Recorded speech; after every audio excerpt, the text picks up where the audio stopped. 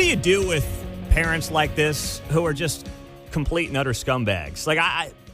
There's a lot of options here, but I saw this story going viral yesterday out of Iowa. An Iowa parent's accused of threatening officials at a middle school basketball game and assaulting a referee in a locker room, according to police. The referee attack happened about 6 p.m. last Friday night, Edward Stone Middle School in Burlington, Iowa, a town of about 24,000 people, and it's about 2.5 hours southeast of Des Moines. Witnesses say the parents became upset with the referees over a call made towards the end of the game and approached them, hurling threats. According to police, the man told the refs that he would kill them and also find their families. One of the referees went into a locker room to get his phone, but the man followed him in there and beat him, punching him in the face, police told the outlet. The man left the scene before police arrived, but investigators were able to identify him and obtain a warrant for his arrest. However, he turned himself into police on December 17th, so 3 days ago, and was booked into the Des Moines County Jail. Court records show he's facing charges of assault with intent to inflict serious injury and 2 counts of harassment.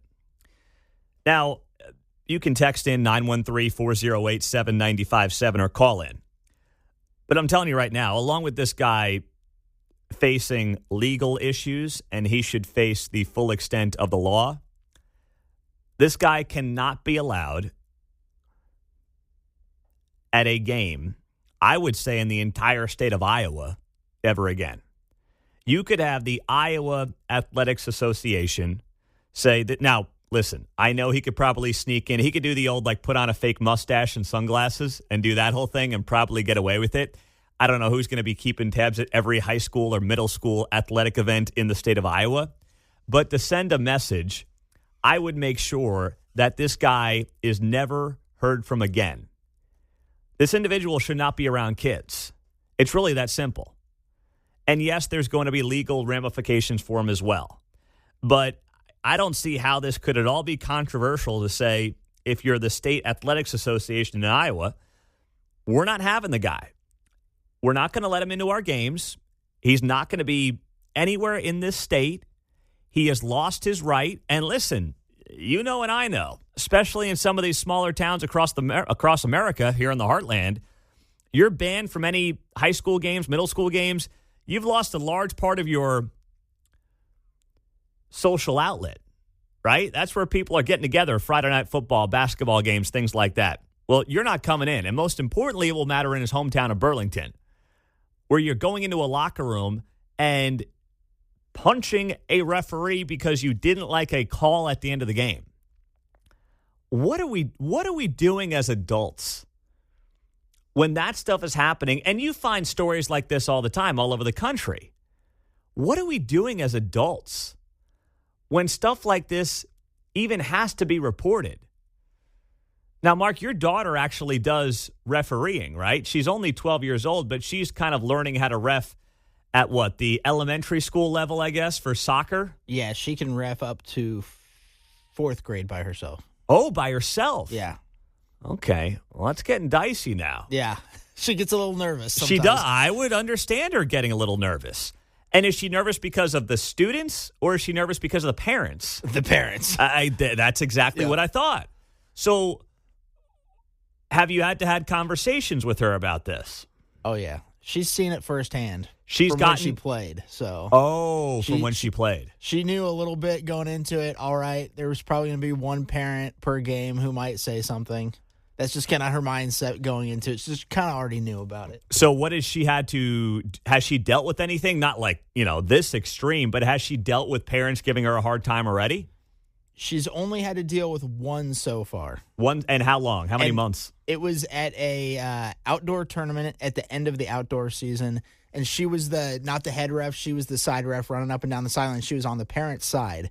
Oh. And one of the parents told her, handball, tell him it's a handball. So it wasn't anything crazy, but. That was pretty minor. Yeah, it's pretty not minor. Like she wasn't getting heckled by parents the entire game after that. No, it was just getting yelled at for, screwing up a handball. Ref should have called. Missing a handball. Yeah. Gotcha. Okay. Well, that's pretty minor, but that's how it should be at that age. Yeah. I just can't imagine, because here's the thing. When you're a parent, obviously you have a different outlook on all this.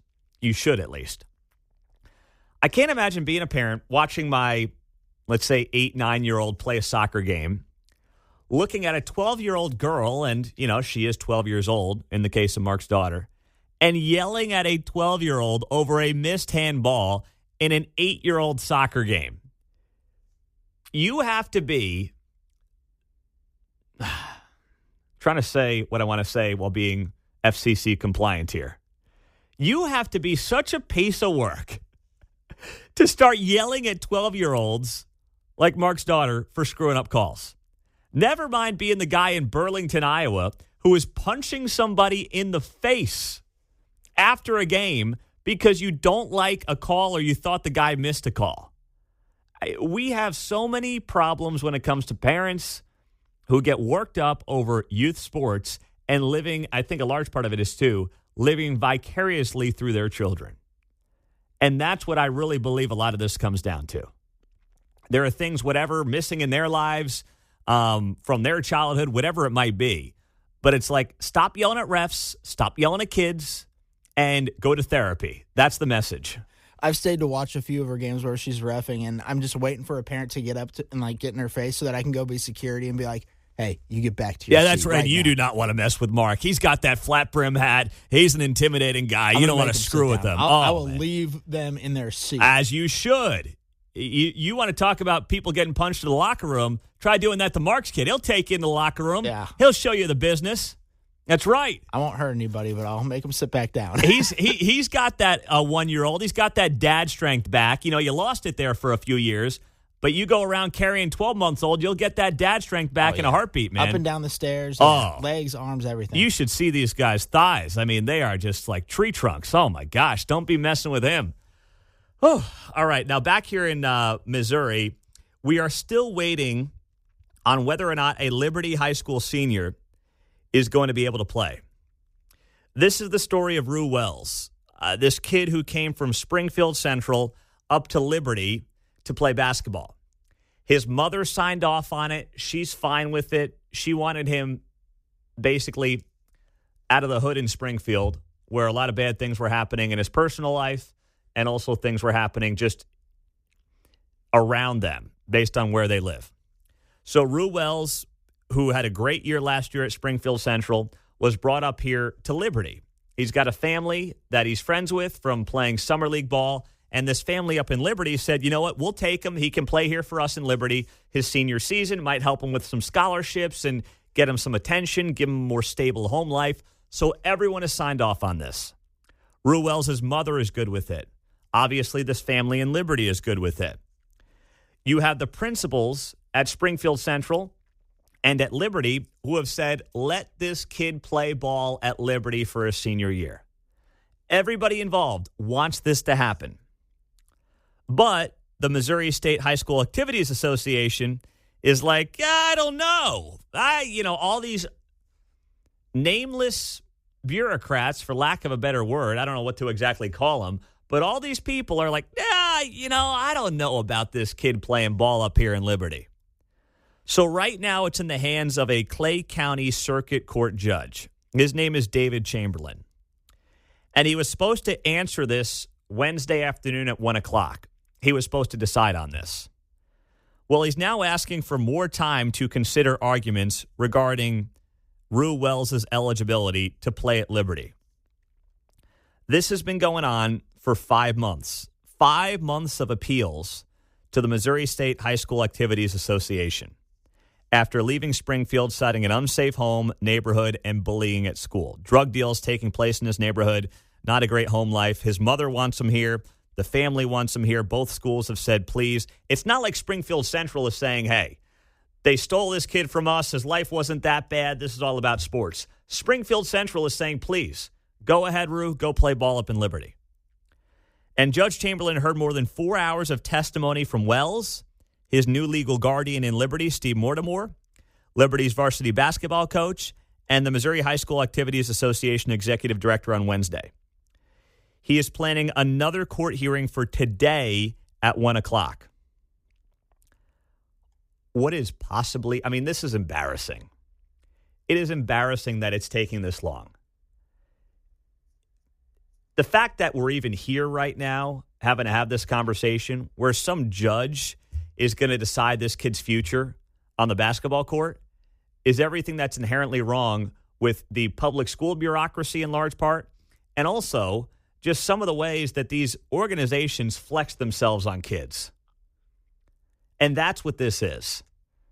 The Missouri High School Activities Association that somehow thinks it shouldn't allow a kid to play basketball at Liberty because he came up from Springfield where his mother said he was around drug deals and getting bullied all day. Who are they to stop this kid?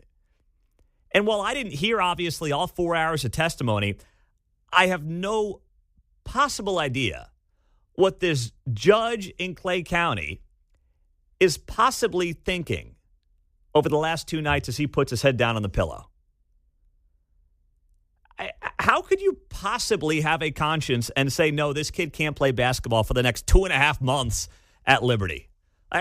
What possible justification, if that's how it comes down, will this judge have to say, nah, young man, sorry, you can go back to Springfield, sit around the drug deals, keep getting bullied, and good luck to you. Hope you score a couple of buckets because it's not happening up here in Liberty.